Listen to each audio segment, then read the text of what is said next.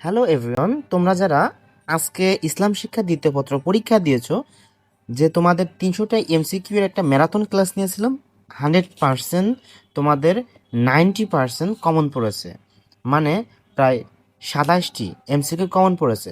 So আমি যে আজকে তোমাদের এমসিকিউ দেব 300টি, এখান থেকে তোমাদের 99% কমন পড়বেই পড়বে। সো সবগুলো পড়ার চেষ্টা করবে। চলো শুরু করি। আল কোরআন কিসের সত্যায়নকারী? ঘ. আল কোরআন নিজের। 2. আল কোরআন কোনটিকে মানুষের মর্যাদার মাপকাঠি ঘোষণা করে? গ. নৈতিক উৎকর্ষকে। এটা কিন্তু মোস্ট ইম্পর্টেন্ট। এরপর 3 নাম্বার, আল কোরআন শব্দের অর্থ কী? ক. পাঠ করা। 4. কোরআনকে ফুরকান বলা হয় কারণ তা গ. সত্য মিথ্যার মধ্যে পার্থক্য সৃষ্টি করেছে, অন্যান্য আসমানি কিতাব থেকে আলাদা। 5. কোন নামের মাধ্যমে আল কোরআনের স্মারক ও উপদেশ হওয়ার পরিচয় তুলে ধরা হয়েছে? খ. আজ জিকর। 6. আল কোরআনকে আল মাসানি বলার কারণ হলো গ. ইহা পুরাতন বৃত্তিযোগ্য গ্রন্থ। এটি কিন্তু মোস্ট ইম্পর্টেন্ট। তারপর পবিত্র কোরআনের বিষয়বস্তুকে কয়টি শ্রেণীতে ভাগ করা হয়েছে? মোট 5টি। ঘ. 8. কে মহানবী কে আল কোরআন পাঠ করে শোনাতেন? গ. জিব্রাইল এটি মোস্ট ইম্পর্টেন্ট। পরেরটি, সূরা শব্দের অর্থ কী? ক. অধ্যায়। এটি মোস্ট ইম্পর্টেন্ট, এগুলো তোমাকে সবগুলোই পড়তে হবে। সো পরের টুকে যাই। 10. সূরা বাকারা কোন প্রকারের সূরা? গ. মাদানী। পরেরটি 11. বাকারা অর্থ কী? গ. গাভী। Most important. পরেরটি যায় 12. আলিফ লাম লিম কোরআনে আলাদাভাবে ব্যবহৃত এই হরফগুলোকে কি বলা হয়? Best importance. ক. হুরুপে মুকাতাইয়াত। 13. আল হিকমা অর্থ কী? খ. প্রজ্ঞা। মোস্ট ইম্পর্টেন্স, সবগুলো ইম্পর্টেন্স, তাও আমি বলে রাখি। পরটি এখন আসতেছে 14. আল কোরআনের মোট কয়টি সূরা রয়েছে? 114টি। ঘ. 15. সামাজিক সমস্যা সমাধানের মূল উৎস কোনটি? ক. আল কুরআন। এরপরে 16. বাকারা অর্থ কি? Most importance. গ. গাভী। এটা একটু বলেছিলাম, তারপর আবার রিপিট হয়ে গেছে। 17. কিভাবে কিতাব দ্বারা বোঝানো হয়েছে কি? ঘ. কোরআন। Most importance. পরটি 18. আল্লাহ জমিনকে মানুষের জন্য করেছেন কি? খ. এখন যাচ্ছি পরের পেজে। 19. মানব সৃষ্টির পর আল্লাহ কাকে জিদ্দা করার নির্দেশ দেন? ঘ. আদম, হজরত আদম পরটি 20. ফাসাদ বলতে কি বোঝায়? গ. বিশৃঙ্খলা। মোস্ট ইম্পর্টেন্স এই দুটি। সো পরটি 21. সূরা বাকারার আলোকে সালাত কায়েম ও পরকালে বিশ্বাস কাদের চারিত্রিক বৈশিষ্ট্য? ঘ. মুত্তাকি। 22. কোন নবীর উম্মতকে মান্না সালওয়া দান করা হয়েছে? ক. এরপর 23. আল কোরআনের সূরা সংখ্যা কত? ঘ. 114টি। পরটি 24. আদিব সকালবেলা মক্তবে পড়তে যায়। জাকির বলল, তুমি মক্তব্যে কি পড়ো? আদিব বলল, আমি এমন একটি গ্রন্থ পড়ি যা আল্লাহর পক্ষ থেকে এসেছে এবং এটি পড়া ইসলামের সর্বোত্তম ইবাদত। আদিবের বক্তব্য ফুটে উঠেছে কি? ঘ. কোরআন তেলাওয়াতের ফজিলত। পরটি, পবিত্র কোরআনের কোন আয়াতগুলো সর্বোত্তম অবতীর্ণ হয়? এটি হবে ঘ. সূরা আলাকের প্রথম 5 আয়াত। 26. ফতরাতুল উহি অর্থ কি? এটি হবে উহির বিরতিকাল। সো এটিও মোস্ট ইম্পর্টেন্ট। সো আমরা এখন যাব পরের পেজে, আর কি উপরে রয়েছে। তো চলো যাই।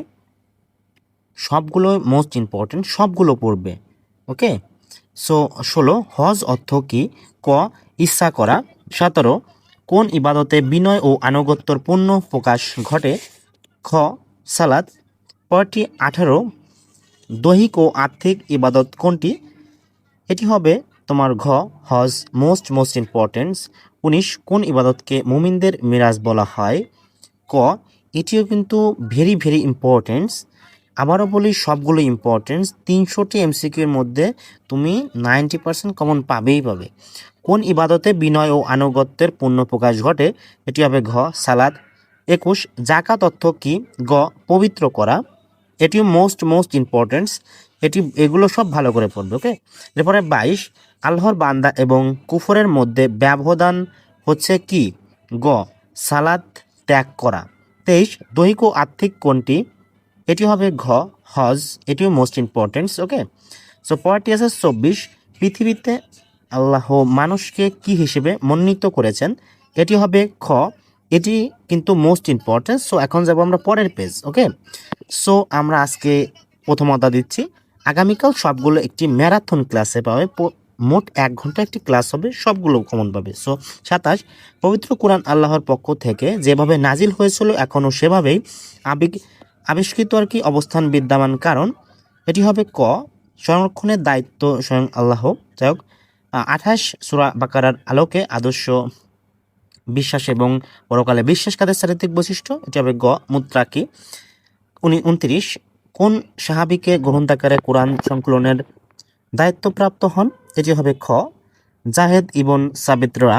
এরপরে তোমার আছে 30 নাম্বার। ওকে, এটি হবে মুদ্রণ যন্ত্র আবিষ্কারের পর কত সালে কোরআন প্রথম মুদ্রিত হয়? এটা মোস্ট ইম্পর্টেন্ট, এটা আসবে। সো 31. আল কোরআন কাদের পথ নির্দেশক হিসেবে নাজিল হয়েছে? ঘ. মানবজাতির বেস্ট ইম্পর্টেন্স। বিশ্বের সর্বাধিক পঠিত গ্রন্থ কোনটি? ক. এটাও মোস্ট ইম্পর্টেন্স, আল কোরআন, এটা আসবেই। সো 30. নবী করিম এর সবচেয়ে বড় মুহজেজা কি? এটি হবে গ. পবিত্র কোরআন মাজিদ। এরপরে 34. তাদের অন্তঃসমূহের মধ্যে রয়েছে ব্যাধি, এখানে কাদের বলা হয়েছে? ক. মুনাফিক। এটাও মোস্ট ইম্পর্টেন্স। সো আর বেশি নয়, 1 অধ্যায় মোট 38টি। সো 35. ইমানদার যে কারণে মুনাফিক হয়? ঘ. অন্তরে ইসলামের বিরুদ্ধে চক্রান্ত লুকিয়ে রাখলে।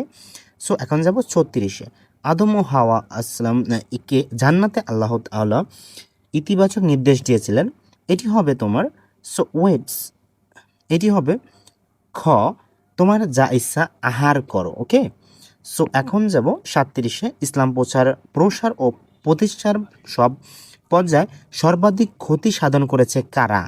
মুনাফিকরা। এটা মোস্ট ইম্পর্টেন্ট, ভেরি ইম্পর্টেন্ট। 38. সূরা বাকারার প্রথম রুকুতে উল্লেখিত অদৃশ্যর উপর বিশ্বাস করা কাদের বৈশিষ্ট্য? ঘ. মুত্তাকিগণের। সো সবগুলো ইম্পর্টেন্ট, সবগুলো ভালো করে পড়বে। ওকে, আগামীকালটা ম্যারাথন ক্লাস নেবে, সম্পূর্ণ ভিডিওতে সম্পূর্ণ ক্লাস থাকবে। সো আমার চ্যানেলটি অবশ্যই সাবস্ক্রাইব করবে, সবগুলো পড়ার চেষ্টা করবে। ধন্যবাদ। সো এখন যাব আমরা দ্বিতীয় অধ্যায়, চলো শুরু করি। 1. মানুষের ইমাম কখন পূর্ণতা লাভ করবে? গ. সব মানুষের চেয়ে নবীজিকে বেশি ভালোবাসলে। 2. হাদিসে বর্ণিত মুনাফিকের লক্ষণ কয়টি? খ. 3টি। 3. সকল পাপের জননীকে? গ. মিথ্যা। এটি কিন্তু মোস্ট ইম্পর্টেন্ট। এখন যাব 4. হাদিসে মুমিনদেরকে কিসের সাথে তুলনা করা হয়েছে? ঘ. একটি দেহের সাথে। 5. মদকে শয়তানের কাজ বলে অভিহিত করা হয়েছে কোন সূরায়? ক. সূরা আল মায়েদা 90। 6. মতন অর্থ কি? খ. হাদিসের মূল বাণী। 7. সত্যবাদী মুসলিম ব্যবসায়ী কিয়ামতের দিন কার সঙ্গে থাকবেন? গ. শহীদদের। এটা কিন্তু মোস্ট ইম্পর্টেন্ট, সবগুলোই তোমাকে পড়তে হবে। 25টা প্লাস এমসিকিউ কমন পাবে। প্রথম অধ্যায় সবাই পেয়েছিল 27টি। সো পরেরটুকু রয়েছে 8. রাতের দুশ্চিন্তা ও দিনের লাঞ্ছনা হিসেবে হাদিসে কোনটিকে উল্লেখ করা হয়েছে? গ. ঋণ। পরে 9. রাসূলুল্লাহ এর বাণী উপরের হাত নিচের হাত থেকে উত্তম। হাদিসে উপরের হাত বলতে কি বোঝানো হয়েছে? খ. দাতা, বেস্ট ইম্পর্টেন্স। 10. কোনটি ফজরের পর ফরজ? এটি হবে খ. হালাল উপার্জন, বেস্ট ইম্পর্টেন্স। 11. হাদিসের আলোকে প্রকৃত বীর কে? খ. যে রাগের সময় নিজেকে সংযত রাখতে পারে। এটি মোস্ট ইম্পর্টেন্স। এরপর দেখবো আমরা 12 নাম্বার। সো 12 নাম্বার রয়েছে, ওয়েট, 12 নাম্বার রয়েছে ইসলামী বই রচনা, ইসলামী সাহিত্য ও কবিতা ইত্যাদি লেখা কোন ধরনের সদকা? এটি হবে খ. সদকায়ে জারিহা। 10. মতন কি? গ. হাদিসের মূল বাণী। এ কিন্তু মোস্ট ইম্পর্টেন্স। 14. সহিবুল বুখারী কে সংকলন করেন? ক. মুহাম্মদ বিন ইসমাইল। এখন আমরা যাব পরের পেজে। এগুলো কিন্তু সবগুলো তোমাকে খুব সুন্দরভাবে টাইপ লিখে পড়তে হবে। ওকে, সেখান থেকে তুমি 25 প্লাস কমন পাবে। চলো পরের পেজে। 15. সুন্নাহ শব্দের অর্থ কি? ক. চলার পথ। এরপর 16. আদর্শ, সুন্দর আদর্শ বলতে কি বোঝায়? খ সুন্নাহ। 17 সাহাবিদগণ কার অনুমতি ক্রমে ব্যক্তিগতভাবে হাদিস লিখে রাখতেন? খ রাসূলুল্লাহ এর। 18 সর্বপ্রথম হাদিস শাস্ত্র সংকলন করেন কে? এটি গ গ হবে এটি হযরত আবু হুরায়রা। এটি কিন্তু মোস্ট ইম্পর্টেন্ট। 19 হাদিস সংরক্ষণের সময়কাল হিসেবে কোনটি সঠিক? এটি কিন্তু সবচেয়ে ইম্পর্টেন্স বেশি। এটি হবে ঘ 112 বছর। এরপরে আমরা যাব 20 নম্বরে। নিচের কোনটি সিতার অন্তর্ভুক্ত? এটিও মোস্ট ইম্পর্টেন্স। এটি হবে সুনানে ইবনে মাজাহ। এরপর আমরা 21 নম্বরে যাব। নিচের কোনটি সিতার অন্তর্ভুক্ত নয়? এটির অ্যান্সার হবে ওয়েট এটির অ্যান্সার একটু নিচে ঘ। এটা হবে ঘ মিসকাত, মোস্ট ইম্পর্টেন্ট। সো পরের পেজে যাব আমরা, পরের অংশে। সো 21 নিচের কোনটি সিতার অন্তর্ভুক্ত নয়? ঘ Mishkat, most important, maybe repeat হয়ে গেছে। 22 ইমাম বুখারীর জন্ম কত হিজরিতে? ক 194 হিজরিতে, বেস্ট ইম্পর্টেন্স আসবেই। 23 ইমাম বুখারী কোথায় জন্মগ্রহণ করেন? উজবেকিস্তান, এটাও মোস্ট ইম্পর্টেন্ট। 24 মহানবী ঈসা এর কথা, কাজ ও কোনো কাজের প্রতি সমর্থন ইসলামী শরীয়ত কি বলে? গ হাদিস। Most important. এরপরে 25 খামসুন শব্দের অর্থ কি? ক 5। এরপরে 26 হাদিসকে ব্যাখ্যা অনুযায়ী ইসলাম কয়টি বিষয়ের উপর প্রতিষ্ঠিত? এটি হবে গ 5টি। ওকে। এরপরে মোস্ট ইম্পর্টেন্ট 27 ইসলামের দ্বিতীয় ভিত্তি কোনটি? খ নামাজ, মোস্ট ইম্পর্টেন্ট।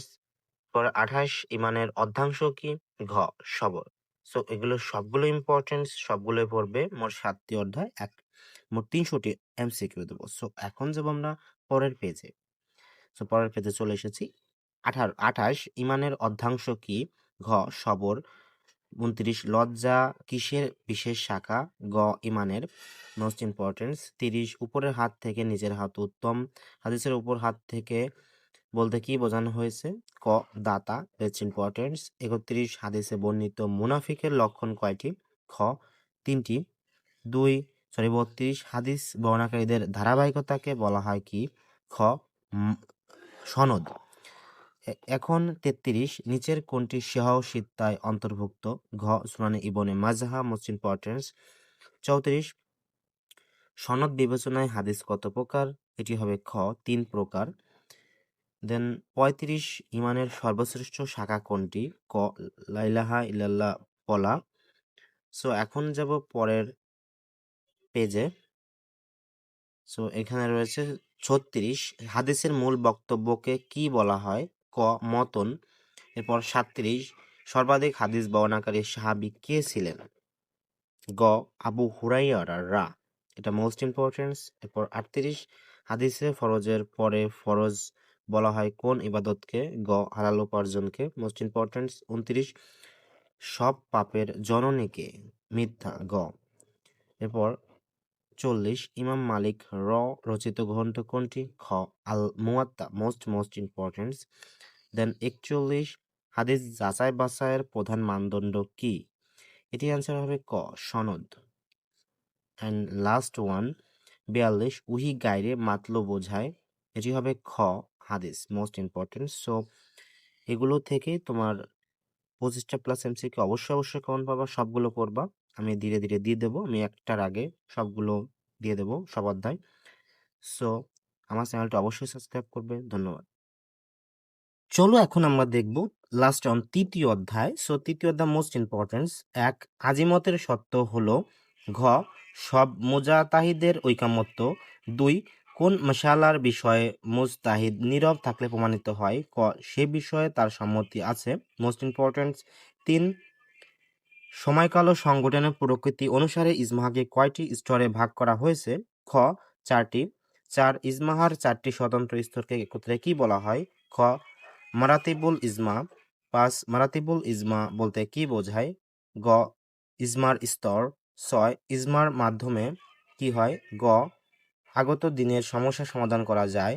7 সাহাবিদগণ ব্যতীত কারো ইজমা গ্রহণযোগ্য নয়। মতটি প্রকাশ করেছেন কোন ইমাম?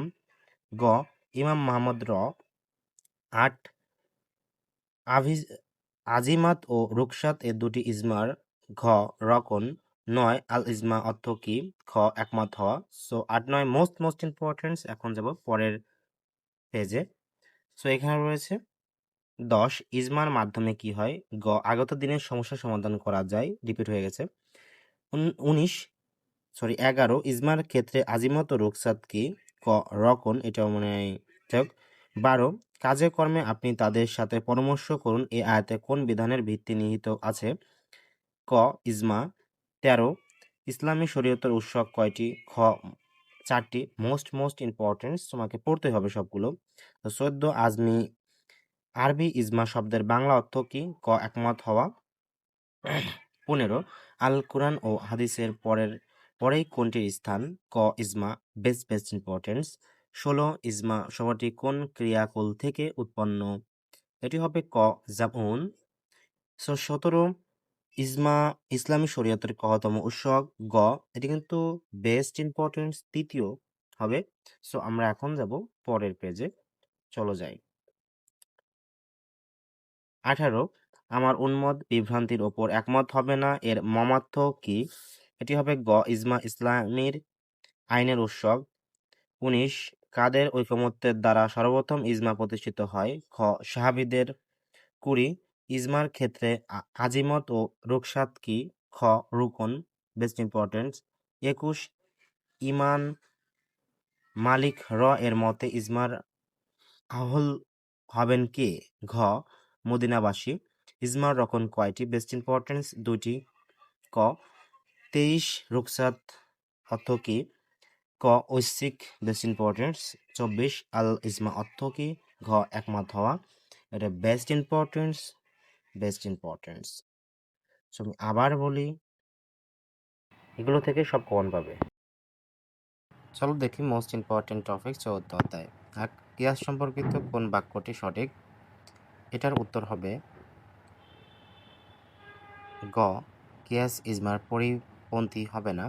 2 ইল্লাত অভিন্ন না হলে কি করা যাবে না? খ কিয়াস মোস্ট ইম্পর্টেন্ট, সবগুলোই তোমাকে পড়তে হবে। সো 3 নাম্বার রয়েছে কিয়াস বিশুদ্ধ হওয়ার জন্য কতগুলো নীতির অনুসরণ করতে হয়? ঘ 6টি। 4 কিয়াস বিশুদ্ধ হওয়ার জন্য কতটি শর্ত আবশ্যক? গ 4টি। এগুলো কিন্তু মোস্ট ইম্পর্টেন্ট, সবগুলো তোমাকে ভালো করে পড়তে হবে। তোমরা অবশ্যই 25টা প্লাস কমন পাবেই পাবে। 5 কিয়াস করার ক্ষেত্রে এর জন্য জরুরি বিষয় হলো ক শরীয়তের দলিল বিদ্যমান থাকা, এ বিষয়ে ইজমা না হওয়া। সো এটাও ইম্পর্টেন্স। সো 6 কিয়াসের ভিত্তিতে মদ পানের শাস্তি কি? খ 80 বেত্রাঘাত, মোস্ট ইম্পর্টেন্স। 7 কিয়াস অস্বীকারীকে কাফির বলা হয় না, কারণ খ এর মাধ্যমে ধারণাগত জ্ঞান অর্জিত হয় বলে। সো আমরা যাব পরের পেজে। সো 8 কিয়াসের হুকুম হলো ঘ 3টি হবে। ধারণামূলক জ্ঞান প্রদান করা, আমল করা ওয়াজিব, অস্বীকারী কাফির হবে না, মোস্ট ইম্পর্টেন্স। এখন যাব 9 নাম্বার। ইসলামী শরীয়তের নতুন সমস্যা সমাধানে কিসের ব্যবস্থা রয়েছে? গ কিয়াস। 10 4টি মাযহাব কিয়াসকে ইসলামী আইনের কতম উৎস হিসেবে গ্রহণ করেছে? ঘ চতুর্থ। 11 কিয়াসের আনুষ্ঠানিক স্বীকৃতি ও উৎপত্তি কখন হয়? ক মজরা-কে ইয়েমেনের শাসক নিয়োগকালে, মোস্ট ইম্পর্টেন্স। 12 পূর্ব সিদ্ধান্তকে দৃষ্টান্ত হিসেবে গ্রহণ করে মীমাংসা করা হচ্ছে, এটি হবে খ কিয়াস। মোস্ট ইম্পর্টেন্ট সবগুলোই, ওকে। যে 300টি দেবো এর মধ্যে 25টা প্লাস কমন থাকবেই, 100% গ্যারান্টি। সো এখন যাব আমরা পরের পেজে। 13 যে জিনিসকে কিয়াস করা হয় তাকে কি বলে? ফরা। এরপরে 14 যার উপর কিয়াস করা হয় তাকে কি বলে? আসল। ক 15 কিয়াস করা কিসের ভিত্তিতে সাব্যস্ত হতে হবে? গ কুরআন ও হাদিসের অকাট্য দলিলের ভিত্তিতে, মোস্ট ইম্পর্টেন্স। আমরা যাব 16তে কিয়াস শব্দের আবিধানিক অর্থ কি? তুলনা করা, অর্থাৎ ক এটা কিন্তু মোস্ট ইম্পর্টেন্স। 17 মূল বিষয় বিবেচনা করে শাখা হিসেবে মূলের হুকুমের অনুরূপ হুকুম আরোপ করাকে কি বলে? কিয়াস। খ 18 হুকুম ও ইন্নাতের মধ্যশাখাকে মূলের সাথে অনুমান করাকে কিয়াস বলে, এটি কার অভিমত? গ আবুল বারাকাত আন নাসাফি। সো এখন দেখব 19 নম্বর, কিয়াসে কোন বিষয়ের সমাধান করে? এটি হবে ক যে বিষয় কুরআন ও হাদিসে স্পষ্টভাবে উল্লেখ নেই। সো 20 নম্বর, কিয়াস হলো এক কি? এটি হবে 1 ও 2, অর্থাৎ ক একটির সাথে আরেকটি সাদৃশ্য নির্ধারণ করা, একটির সাথে আরেকটি তুলনা করা। সো পরের অংশে যাব এখন আমরা। পরের অংশে রয়েছে 21, কিয়াস হলো, এটি ঘ হবে উত্তর, ইসলামী আইনের তৃতীয় উৎসব, ইসলামী আইনের মৌলিক উৎসব, কোরআন ও হাদিসের মূলনীতির আলোকে সমস্যা সমাধানকারী, মোস্ট ইম্পর্টেন্ট। সো এখন রয়েছে 22, উদ্দীপকটি পড়ে পরবর্তী দুটি প্রশ্নের উত্তর দাও। রাসূল মুআজ ইবনে জাবালকে শাসনকর্তা নিয়োগ করলেন এবং তাকে ইজতিহাদ করার অনুমতি দিলেন। 22, রাসূল মুআজ ইবনে জাবালকে কোন দেশের শাসক নিয়োগ করেন?